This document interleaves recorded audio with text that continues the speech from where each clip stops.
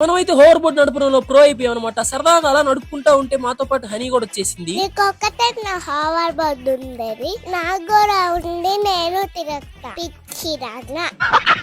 అలా ఎంతసేపు మేడం మీద తిరుగుతాం అని చెప్పి హోవర్ బోర్డ్ తీసుకుని రోడ్లకి అయితే వచ్చేసాను పబ్లిక్ రియాక్షన్స్ చూద్దామని. ఆ తర్వాత వెంటనే నేను అనుకున్నది ఒకటి అయ్యింది ఇంకొకటి. పిల్లకాయలు అందరూ వచ్చేస్తున్నారు.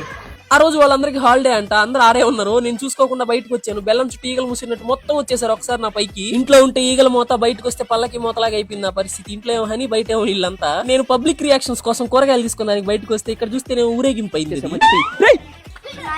పడపోయినాను కదా, తగిలింది ఏమన్నా నిజం చెప్పు. ఎవరు చూడట్లేదు, తోడుకో తగిలిందే.